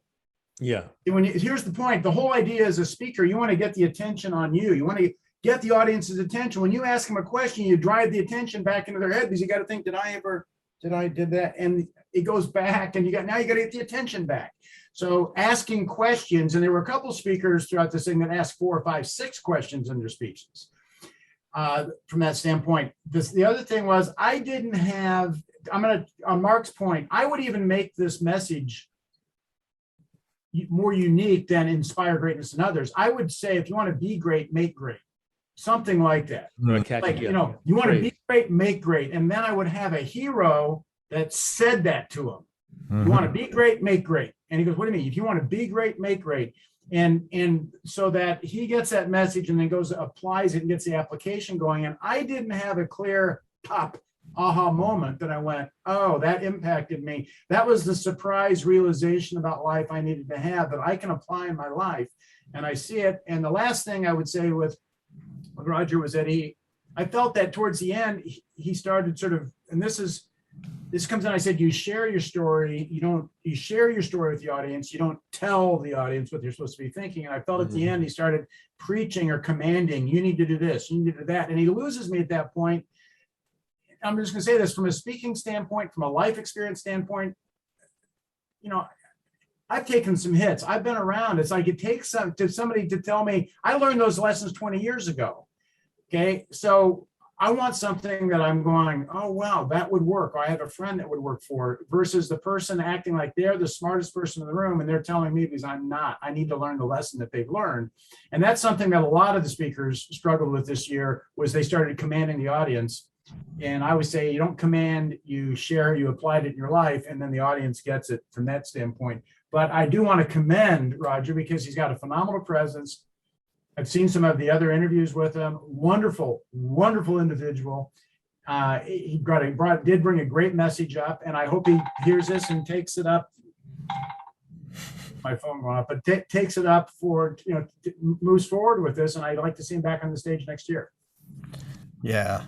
Mike Davis, what else did you want to add? Yeah, just he has the it factor. It just getting very clear on that message. Let's just see more of you. There's a hero's journey in here. I think Mom is the guru, even though the sister's the one who changed. Mom pointed it out to him, and I'd strip it down to that. And I think this message has a lot more potential. I'm curious. When he said it is in you, how did you interpret the word it? What is the it? I wasn't sure, because I was getting multiple messages, so I didn't know what to. Greatness? Is it inspiration? I don't think that was abundantly plain. No questions asked. It's obvious the it. And is the it greatness that's in you, or is it the ability to inspire greatness in others? So think about, and it's when we all of us and those watching and listening, when you deliver a message, particularly if it comes close to cliche, it could be greatness. My mind goes to Les Brown. You have greatness within you. Our friend Les Darren. So you want to differentiate yourself. So is the it the greatness, or is the it the inspiration that you can provide for others to be great? Just a thought to be considered. Darren? Yeah, and it's also, when we look at things that are cliche, even greatness is in you. I'm also thinking DJ. I see something in you. I don't know what it is. But that, I see something in you, but I don't know what it is. That's unique. That's different. And for everyone, what the coach helps you with is understanding the most important part of a presentation is the thought process in the listener's mind. The most important part of a presentation is the thought process in the listener's mind. And what we're all talking about here is, okay, they said something, but it's how we listen. It's how we hear it. That if we're not clear, we're trying to figure out what they're saying and we're not glued. We're not leaning in. We're leaning back to what did they mean by that? And that's what we mean by the thought process in the listener's mind. By the way, if you're getting some great content out of this, which we hope you are, please forward this video to your speaker friends, professional speaker friends, fellow Toastmasters. We love what we do. And look, find a coach, even if it's not us. I mean, hey, why wouldn't you choose us? But, you know, you can work with Lance. You can go to lancemillerspeaks.com, work directly with Lance, work with Mike or Mark, go to getaspeakingcoach.com. Join us in Stage Time University. We love what we do. We're talking about the conference calls. The person who came in second, Nitai, is one of our Stage Time members. Very proud. I'm going to do a quick brag here. This year, there's only 28 finalists and semifinalists. 28 semifinalists, and we had 7 of them were Stage Time University members. 7, that's 25%. Now, you know, Lance had 2 coaching clients. Ed Tate had 2 coaching clients as well in the finals. And it's just like the commonality is find a coach. I honestly think that there's people who see the value in coaching, and there's presenters who will never, ever reach their full potential. And I know that's bold, but I would have fought you on that. I would have fought me on that before I started working with Mark, because I just thought, well, you know, I'll learn techniques and blah, blah, blah. But anyway. What I've heard, you did fight Mark on that. Well, we were in the corner. My fists were up. But for everyone, he's 6'2". He would have taken me, but I would have put some bruises on his knees, man. I would have reached up and hit those knees. All right, so let's go to contestant number 2, Nitai Levy, yes. Levy, Yes. Advice for Life. Now, again, he is a Stage Time member, so just want to clarify that. And so we've worked with him. Mike and Mark have worked with him as well. And I'll just jump right in. Like, he started with the goat laugh. Like, how much more transparent can you be when you start off with an annoying laugh and it's yours? You're not making fun of somebody else. Yeah. And I did love too how transparent he got when he talked about "I hate you," when he used those words and saying that to his own mother. That was powerful. Yeah. I thought it was very funny. Love at first fight. Yep. When he was boxing, and this is where I can't wait to talk about the winner, because she was the best I've ever seen at this. But that was brilliant. Love at first fight. And if you haven't seen the speech, by the way, the top 3 speeches are on YouTube. Go watch them. Go watch them and then come back and compare to what we're saying, but go and watch them. Love at First Fight was very funny. And then this is a great example, Mark and Mike, of what we teach about using not someone's name, Right. but the essence of who they are. And he even talked about this, Mark, in the interview after the fact, contestant interview, and he used big brown eyes. And then there was baby brown eyes. And whatever you pictured. And that's the key for you as a presenter, getting people to picture. Doesn't matter what they picture. It matters that they picture. So that being said, I really felt his too. It was heartfelt. Mike, I'll pass it to you. Well, anytime somebody I've worked with is in a contest, I'm already biased. You each know what that's like. Mark and I were there in the beginning at Stage Time last year when Nitai brought this to us, and it was a mess, as Craig Valentine would say. It was a mess. A message is a mess with age, and he loved the laugh. And I have Chihuahuas. He is dead on that is a Chihuahua combined with a goat. I mean, that's exactly it. I love the poignancy of when he talked about his wife saying, you're at work. And then he said, he turned around and said, when I was at work, I was at work, and I was at work, I was at work. And when I was at home, I was at work. Yeah. So this was a very transparent, and there is a bit of a hero's journey to this, where he had to get the lesson. Mom was the guru. she taught him, and he finally heard it. Yeah, I echo a lot of what Darren said. Absolutely. Just the growth to what you said before, Lance. You talk about somebody who grew through this process. That was Nitai. And I'll hand it over to you, Lance. Okay. Incredible energy. I mean, you talk about someone who didn't leave anything on that stage. Incredible energy. On a couple points I saw with it, and this is a pet peeve of mine. I do not like speeches that start off with a confusion. All he needed to do is orient me to the laugh. I thought the Chihuahua and goat analogy was phenomenal, but when he started with that laugh, I was like, what in the world? It created a confusion for me. And if he would have said, I heard my mom or something like that, if he would have just oriented me to what that was, is what I would have liked. On the green eyes, was it green eyes, blue eyes, brown eyes, or whatever? Yes, blue, green, brown. Yes. Yeah. There was a disconnect with me on that. I would have liked to have seen a triad. If he's not going to use their name, I would have liked to have seen some sort of a triad where the eyes were the last on the thing. And so that I had a little bit more description rather than I felt like I was getting cheated because I wasn't really getting who this person was. It was blue eyes. And I was like, that's all you're going to tell me about it? There's more here. And then I also felt that there was something he didn't want to say their name because they might be listening and, from that standpoint. But I think it could have worked. I would have liked to have seen a triad on it. The last thing I would say for me, and this is, we talk about the fear speech. This was a love speech.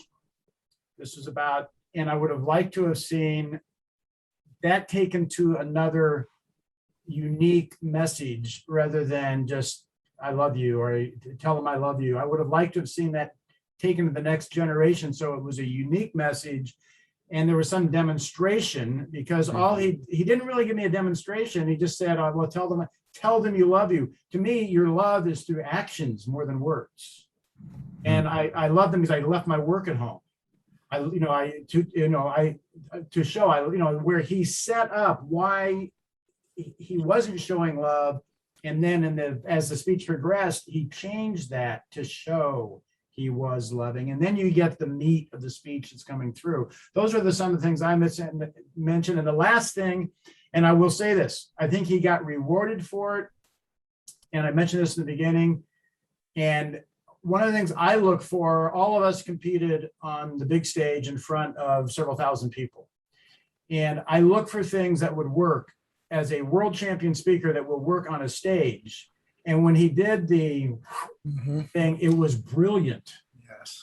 The way he moved around and showed the time, but you can't do it on a stage. What I'm looking for is a world champion of public speaking, not a world champion of virtual speaking.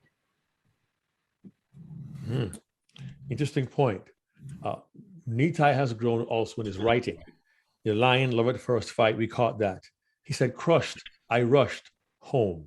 Had that rhyme going there as well. So he has some nice writing, and he's very, very deliberate in his language.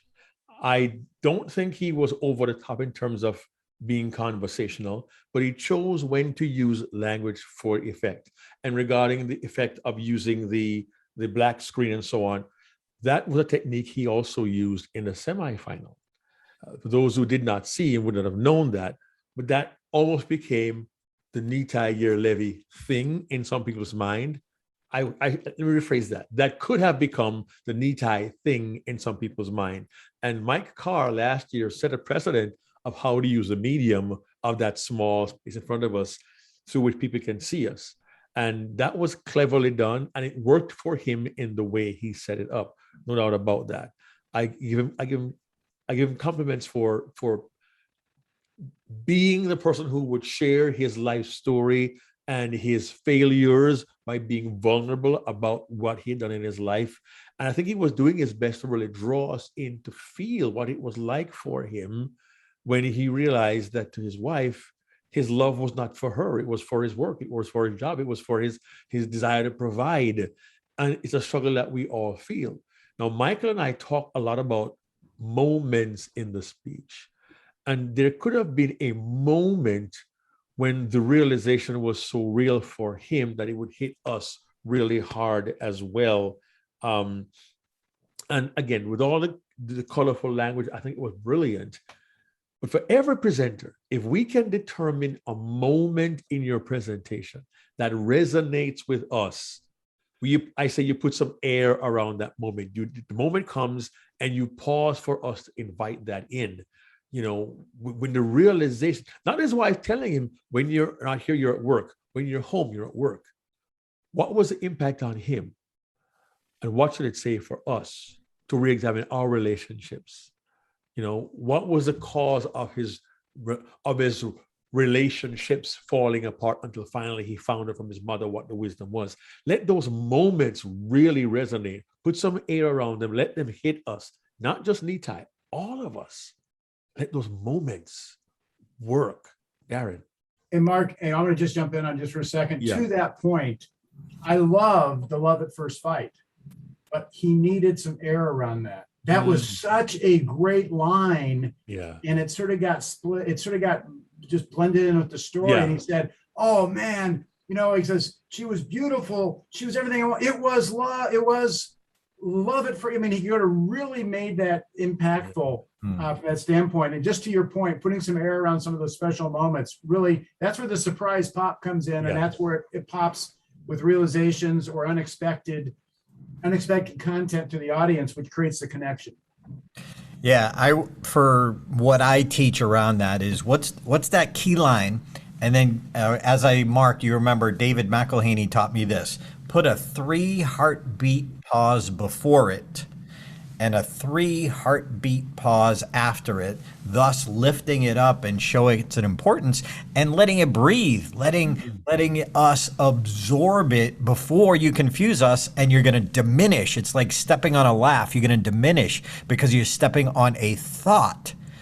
And so I think we need to, and what I loved about David McElhaney's advice is he said 3 heartbeat. Like, I feel that. I have to feel that moment. And I feel it like, Lance, what you're saying, I would feel it differently in front of 1,000 people than I would in front of a camera, but it would be appropriate for the 1,000 people when I do that one, and it would be appropriate for the camera when I do this one if I have that idea in that. And then if you're uncomfortable, thank you, if you're uncomfortable, you can use a reaction like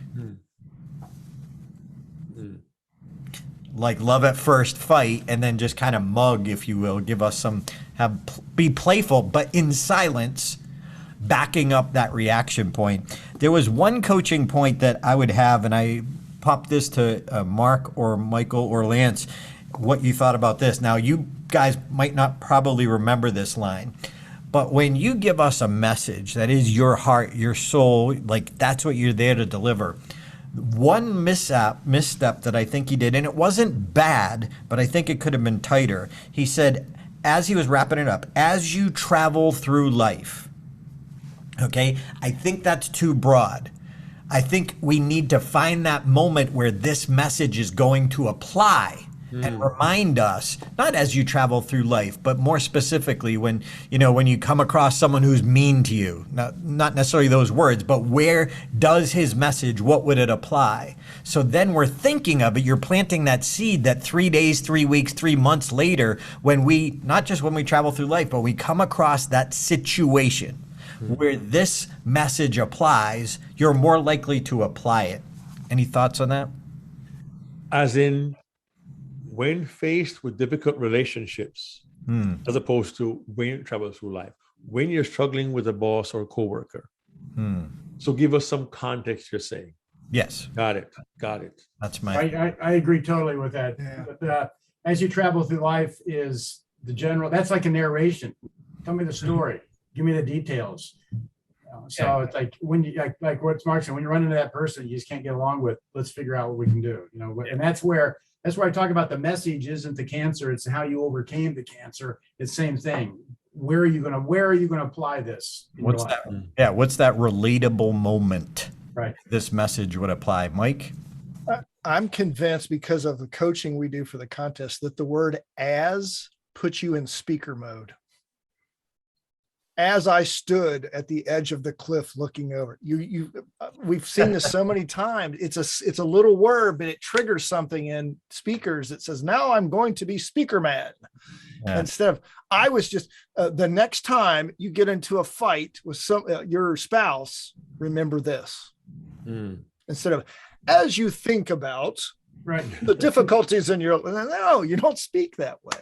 And to that point, Mike, what I would look at too, in a coaching standpoint, I would look at 3 examples of how he applied that in his life as he moved forward, where they're actual examples, and the audience gets the examples. He applies this in his life now, and they go, oh, I could apply it in my life to this, versus the general, that's the narration of, as you go through life, you should do this. That's the narration and the commanding authority. You need to accept my message, instead of you're experiencing my message and you have accepted it of your own free will. I'm telling it to you, you know. All right, Mark, I'm channeling you with my bad puns. We have a new coaching term. Get off your ass. Yeah, like it. Those jeans do make your ass look fat. Sorry, but I'll give it to myself. Don't blame me for that, please. Yeah, I had nothing to do with that. I had to bring it up. And as we go into the last one, yeah, go ahead, Daryl. As we go into the world champion of public speaking, the 2021 new member of the fraternity, of the family. As we go in, here's one thing that everybody, even who made the semifinals, even who came in second at their district, everyone can do is take your speech and give it as a TEDx talk. Why would you put so much energy and effort? Look, you grow, your talents grew. Perfect. You're going to apply that for the rest of your career. But why would you not take what you work so hard on and find another platform? Find another platform. By the way, Mark and Mike, I had a conversation with Bertram, and I told him just that. I was like, find a TEDx talk, because he's like, what could I have done better? I'm like, stop. It's not about tweaking it so you would have won. You're so passionate, Bertram. Go give it somewhere else. And I say that to everyone. Why not find another platform? Why would you start over? Take this that you've done, and now you've got 18 minutes. Now you can put a little bit more back in, but be careful what you put back in. All right, so we're going to go to Verity Price, a great read, the world champion of public speaking for 2021. And Lance, you don't know this, but Mark and I and Ed were watching it virtually on a Zoom together. And as soon as she was done, we were all like, she's the winner. It was that clear, unless obviously someone came along. But we said so far. Well, that's what you guys said. No, but anyway. So Mike, I'm gonna toss it to you first before we go to Lance. Lance, you're gonna go last since you were the coach. You can give us some of those coaching insights. Mike Davis, what'd you think? A great read. Yeah. At first, I love the title because it's curious. Don't know where it's going. As soon as she whipped the letter out, I was hooked because one of my TEDx coaches whipped out a letter in his TEDx talk, and he's had 3 million hits. It's a powerful way to get a message out. So I just love the whole concept. This is the hero's journey personified. She's struggling. Mike, let me pause right there. Because I want to piggyback on that thought. And Lance, I want to bring you into this because you worked with her. Here was one, the letter. I love the letter. Here was one challenge. It didn't look like a ragtag letter to me. She talked about it being in the mess, and it looked like a finely folded letter. Now, maybe it was, but I started questioning. I'm like, was that really the letter? Which I shouldn't have. She's awesome. I loved her, but Lance, any thoughts on that? Yeah, that was the letter. Was it? That was the letter. Wow. And I didn't have an issue because to me, it wasn't like it was just typed. I mean, it had been folded, some stuff. It wasn't wadded up for sure. Right. Obviously, it was from her dad. But that was the letter, and I'll get into it. Those weren't the exact words because we had to work the message. Sure. That message was in the letter to her. I would have again, she won. I would have liked to if she just kind of turned it for a second, even if we couldn't read it. But I thought interesting. I'll just tell you, in her semifinal, she had a book. It was about her mother, and she had a book of what everybody wrote, and she actually had the book, and she opened it up and read out of it. And she did that, and we coached her on that to turn it so we can see it, and you could actually see the handwritten script on it. And before she did, and she would hold it up, and it didn't look real. So that to that point, it's a very minor point in this case, but it's those little things that add up. There's those little things that add up. But go ahead. All right. Yeah, Mike. I wanted to say actual writing myself too, because I have one, Lance, that I did receive years ago that is kind of ratty. I was kind of showing it to you guys a while ago. Not to make up, here it is. It's yeah, forgive the white balance there, but it's kind of ratty. It's got some notes on there. I kind of marked it up, but I've carried this letter with me in my briefcase for a long time. There's two of them actually that two kids wrote to me years ago when I was speaking, and having them in that condition, I can open it and show the yellow markings and the lettering, and people respond to that. I just thought to myself, I can't see any print on it. I'd love to see what it looks like. Was it handwritten or was it typed? That's all. Yeah. Tiny thing. Again, didn't change the outcome, but that's where, this is the problem with being a coach. You look at everything. Mike, back to you. I love the fairy tale to scary tale. Yes. Absolutely. And she proved why it was her scary tale all the way through up until the change. But this is the hero's journey, struggle. She's at a point where now she's living at her sister's house in this room. And she at one point said, I was a mess. My life was a mess. The spare room was a mess. So nice humor, but she's creating this picture that's telling us how difficult her situation is. A couple of things I love about the scene with the friend at the grocery. She literally looks back at the door when her friend asks her her friend says, what about you? She looks back at the door, and in that moment, I can tell she's in pain because now she has to share or lie or whatever with this friend. I did have a slight issue with that conversation with the friend because the way she delivered it. She said, oh, you're married. You have kids. You have your own business.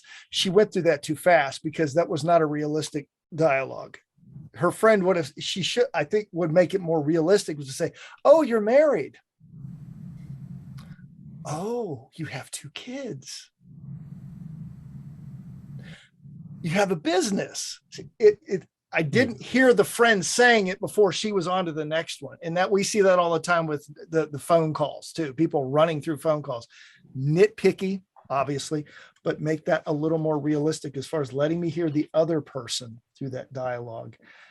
And then just the whole transformation about how that letter transformed her. Her father was the guide, the guru in this that changed her, and taking us all the way through the end to where she says, write your own story. It'll be a great read.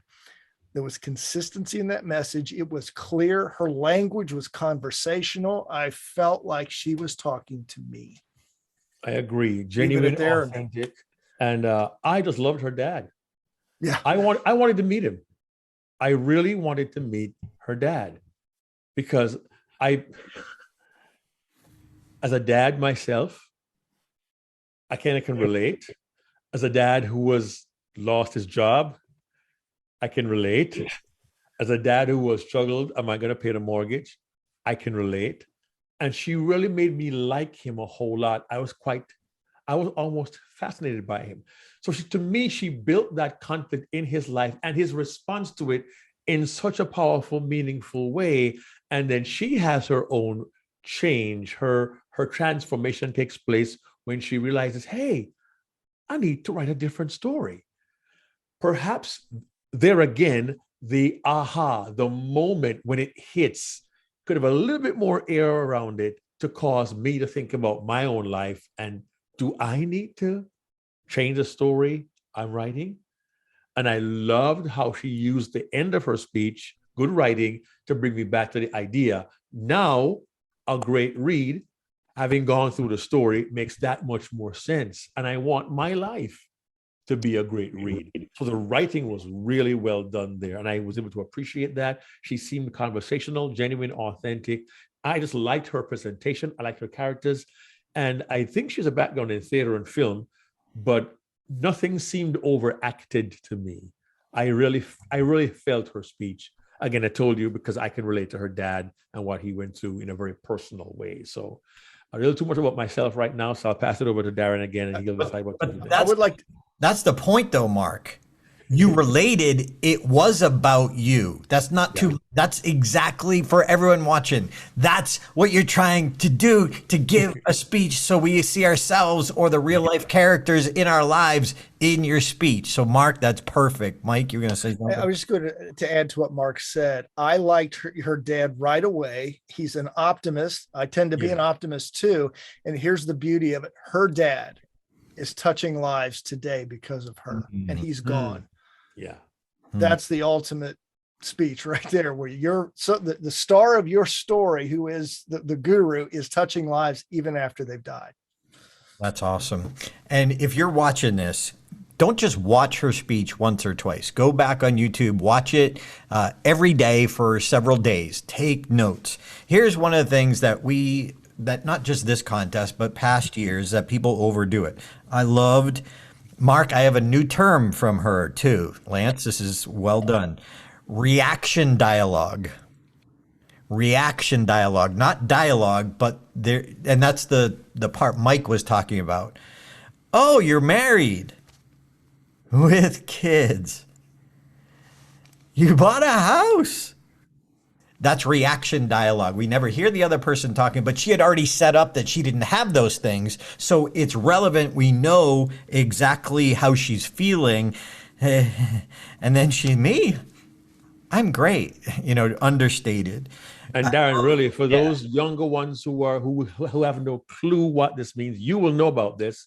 The master of that in comedy, going back a gazillion years, was one Bob Newhart. Mm-hmm. He was the master of having one end of a conversation. You'd be laughing your left nostril off, but all you heard was his side, and he used the reaction with a straight face. He'd kill at that. And it's a technique I don't often see. You're right, Darren. I don't often see that in presentations. But if you can, watch Bob Newhart do some of the routines. It is absolutely phenomenal and very, very powerful. Back to you, Darren. Yeah, I even loved when she was eating ice cream and binge watching Netflix.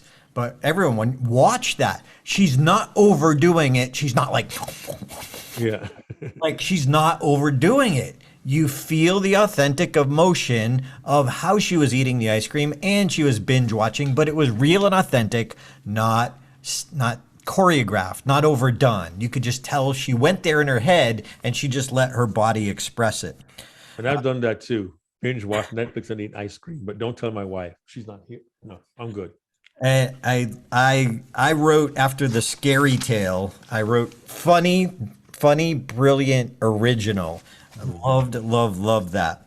See how I showed the writing, Lance? Sorry, can't help myself. And by the way, we're teasing Lance. He was the winning coach. We love Lance. He's awesome. Work with Lance. What I love too is even when her dad gave advice, he had a twist on the cliche. It was not the cliche for everyone. Don't use cliches. But when you twist a cliche, that you just upped your game. You made original. Aren't I lucky? So she's talking about the glasses half full, and her dad said, "Aren't I lucky? I have a glass." Ooh, we haven't heard that one before. And then don't worry. Like when he was dying and he was going to the hospital, don't worry, I love breakfast in bed. Like the ultimate optimist. But Lance, I don't know how much you work with her on the writing, but it was just said just right, that it wasn't these long dyads to get the point across. It was so poignant. And we took the time on that. I also loved, I stopped worrying about where I wasn't. I stopped worrying about where I wasn't. Great writing. Is your story written for you or by you? I love when they lost the house and they had to be in an RV. It was like we were on holiday. Yeah. That's like, oh my gosh, how can you not love her father? Yeah. And There, oh, I love the line. I looked on Facebook. There were no stories of miserable 40-year-olds living in the spare room. Love that. And it just, for everyone, what was done so well in her writing, it was crisp, it clear, it all advanced the story. It got us where we wanted to go without any extra words. So that being said, Coach Lance Miller. And Coach Lance, real quickly, Lance, I was hoping, maybe it's just, I am the quintessential word nerd. And I think she had an opportunity for a triad. The details, delays, and then she said something else. And I was hoping for a third D. I didn't get it. But I had to watch the speech again to find out what it was. I think it was details, delays, and my brain was going, and derailments, but that didn't come. One minor picky detail from a word nerd, but I really enjoyed, related to, and appreciated that presentation, and would love to get your insight from the inside. The insider inside. I've been watching Lance during our feedback. You talk about a proud papa. Like, your face, you got that look, Lance. Go, Lance. Verity was wonderful to work with, and as we all know, with coaches, you know, you can only take somebody, so you can only take somebody as far as they are willing to go. And I will let you know, Verity earned every second of the speech because she worked so hard on it, and the number of clubs that she was going through, and the amount of feedback she was getting. And one of the things I work with my people I coach with is say, you have to be really careful with Toastmasters giving feedback. Everybody wants to rewrite your speech, and most of them don't know how to write a speech. You will get the worst feedback in the world. You have to have filters up. And I had a number of times that she was going up and down the emotions of the amount of crazy, stupid feedback Toastmasters will give you. And all well-meaning, well-meaning. They want to help you. They want to contribute to you, but none of them have even been in a speech contest. They're trying to, you're in the finals of the World Championship, and they're trying to tell you what to do. So I said, you got to have your filters up. And she did. She did that. The speech was, when I talk about this, speeches have a life of their own. It's like you have born into existence a living being that starts to develop on its own. And that speech is very much that way. Where it started and where it ended was completely different. And she had a cliche, she had a quote from somebody else that her father used. I think it was Tom Dyer. There's something about change the way you look and things will look the way they change, or something like that. You look at will change. Yep. Yeah. And we talked about, I said, we can't use, you had to be your message. And we went back and forth, and I would read her speeches, and we went back and forth and came up with, and after a number of evolutions of, I call it peeling the onion, getting all the drice, getting the onion off, and you get down to where you're getting some really good, poignant stuff that'll make people cry like an onion does. She is the one that really settled, which I would never give somebody their message. I'll make recommendations. Look at this. And here's the thing. I was on a Zoom call with her when we came up with the Write Your Own Story. And we talked about authenticity, which is one of the key things I'm trying to tap into with the speaker, to get them to connect to that message. Because you can't connect to the message to the audience if you're not connected to the message. And she had a twinkle in her eye and a little glow about her. And I know you've all seen that when somebody finally, everything sort of snaps into place for them all of a sudden. And I looked at her and I said, yeah, thank you, Darren. Yeah, I just looked at her and I said, you've got a twinkle and a glow about you. Tell me, this is what I want to say. And that's where we talk about getting, what is the takeaway? And when she got, this is what I want to say, we started working on, how that whole thing came together. And I'm a big use of triads. And if you go through her speech, there are a number of triads in it. And I will say too, one of the other things I'm a big proponent of is speaking is not acting. And there you get all these people that they drop that fourth wall and try to come into this dramatic scene that you're not, as you're always talking to the audience. And there were some things from that standpoint, but Verity was phenomenal, because what happens, we look at people and we mimic what we see and we try to go do that. instead of owning the speech. And so the process was that she went through was really owning the speech. And when she was done, she owned that speech. And I'll have to tell you, I also want to talk about the opening. The opening was clear. You knew exactly what was going on, the setup on the great read of the fairy tale, but you had no idea where that read was going to go to the great read of her life. But it set it up in the beginning, so that thought, that concept on the great read was there, you know, as she went through that. So, I mean, there's some specifics on it, but my hat's really off to Verity and as a coach, I know, especially Darren and Mark, you've seen this. You're working with someone, you're giving them ideas, and when you see them take the ideas and take it to a level that you didn't expect, come up with things you wouldn't have come up with yourself. And she, you know, we were trying to get the opening going, and she came up with this whole thing, which had the fairy tale and she had this stuff, and it just what the opening wasn't clicking. And she came up, she was, I'm going to have my dad reading the fairy tale to me, and it was a great read. But I wanted my life to be like a fairy tale, and I went, that's brilliant. I would have never thought of that. And that's when you go, you know, as you know, the thrill as a coach is we can sit down and take somebody's speech and write it, make it a great speech, but that's not the game. The game is to get them to do it. And I really saw Verity come through just in flying colors on everything she worked on. And to the conversation, just in that conversation with her friend in the supermarket, there was a lot of work that went into that. And I look at it now and I go, yeah, we could have put some more pauses in that, but what she worked with getting out of the acting mode and really making that authentic, working with the audience where it wound up, that is just like the icing needed to be another 1/4 inch thick, you know, to make it perfect. But yeah, I look at that and I go, that's really good feedback. And to your credit, normally when she had the letter, you could see the writing on it. It happened when she did it in the finals. She opened the letter, evidently you couldn't see the writing. I didn't pay attention to it because I'd seen the writing on the letter tons of times, you know. Right. So it was one of those things that when you go deliver it, well, what happened in the final? We all, all of us, our speech came out a little different than what we planned for. Absolutely. Standpoint. But to me, the speech came together. The line that came together that really bit me was when she said, is your story being written for you or by you? That summarized everything in that speech. And to Mark's point earlier, when we were talking about, you know, what is it, be the great, inspire the greatness in others and stuff like that, everything he was talking about, the great read, that was the message. Is your story written for you or by you? That was the entire speech in 4 words. And that was brilliant. And again, I will say that was Verity's writing straight through that standpoint. So but I will tell you where we started with it, where she wound up, huge amount of growth.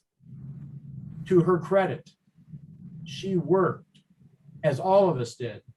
She worked and worked and worked to get that speech and got feedback and was speaking virtually all over the world.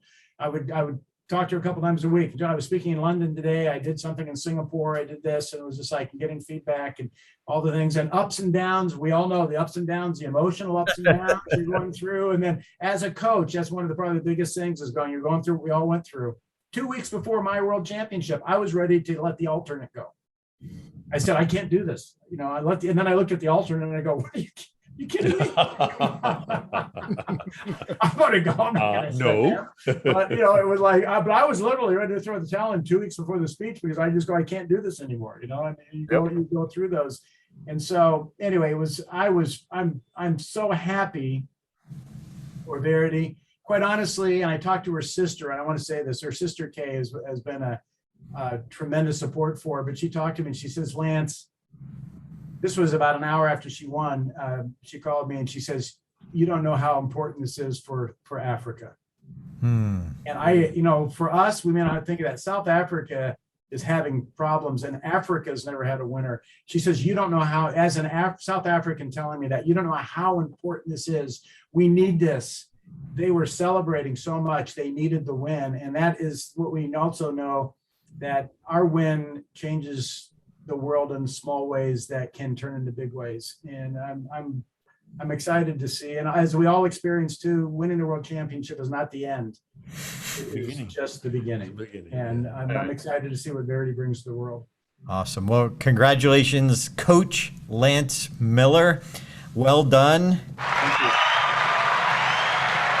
And congratulations, of course, to Verity. Absolutely. If you're watching this, please, again, forward this to your friends who are serious presenters who can maybe think beyond the contest as well, because we're going to help people help their audience much more than just a trophy. The trophy is the side effect. But look, no one becomes great alone. Go to lancemillerspeaks.com, check out his coaching program, check out getaspeakingcoach.com, and you'll find Mike Davis there and Mark Brown. Would love to have you in Stage Time University, but truly getting feedback from a world-class coach is a difference between connecting and not connecting, or confidence and not confidence. So coaches, I'll just ask you for one final quick thought as we wrap this marathon up. But it's been so much fun. I love hanging out with you guys and continue to learn from each other. So Mike Davis, final thought for anybody watching this who wants to be a better speaker. Yeah, Mark said something earlier that he continually brings up in Stage Time is we're no longer speaking to a limited audience. We are speaking to a global audience where English is a second or third language. And of all the speakers, Verity cut through linguistic differences, cultural differences, and hit us in the heart. And that's what we should all shoot for, a universal message with a story of struggle and ultimate success. She did that. That's what we should each aim for. Amen. Mark Brown. If you can, watch all the contestants if you can. If nothing else, watch the top 3. Take notes. Ask yourself, what can I learn from this? And couple that with the recording that we're doing right now. And the next time you deliver a presentation, apply at least one of the lessons you learned from this process, and you'll be on your way, step by step, going from good to great to unforgettable. Yeah, it's never one thing, it's layers, just layers of one technique. And if you're watching this, go back and watch, as Mark's saying, watch 1, 2, and 3 at least, and then come back and watch what we said and see if you saw what we saw. All right, Lance Miller, bring it home, Mr. Coach. Everybody looks at this, looks at the competitions, and I would sum this up. I won in 2005, and that fall, I was invited to District, was it 67 in Taiwan?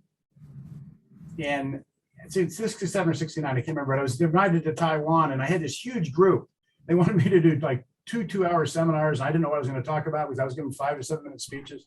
And so I had Q&A, and this person, and I'm in the clear in the back, he stands up there and he goes, "How can you teach me to speak like you?" Ooh. And I looked at him, I went, "Okay, why would you want to do that?" I said, "You need to speak like you." And I sat there and I watched this guy all of a sudden beam at the end of the room. But the power of your speaking is in your authenticity of who you are. And listen, watch the speeches. Listen to Mark. Listen to Darren. Listen to Mike. It's ultimately up for you to find your message and to speak like you, not to speak like somebody else. Figure out what works for you. And the way I did that was tons of speaking, by making mistakes and learning and looking, like Darren said, look at the speech. I would lose a speech contest and go home pounding on the steering wheel and how stupid the judges were. And then I would go back and figure out why I lost it. Then I would fix that. Next year, I was a better speaker. And that was the process. That was the process. It wasn't, I became a mimic of Tony Robbins or something. I'm not. And I wish I had Mark Brown's deep voice, And very I kind, wish there was my something friend. about Darren I wish I could have. But, I look at him and I wish I had his headset. No. Anyway, the point I want to make on that is that this is about you discovering yourself, your messages for the world, the difference you can make in the world. And it's your voice, your authenticity, and that's the journey. And find coaches which are here that will bring that out. There are a lot of people that will tell you how you're supposed to be. That is the bane of existence on planet Earth. Become yourself through the process. And Mark Brown, if you could just leave us with your quote about you have a story. Your life tells a story, and there's someone out there who needs to hear it. Get a coach. Check out StageTimeUniversity.com, where good presenters become unforgettable.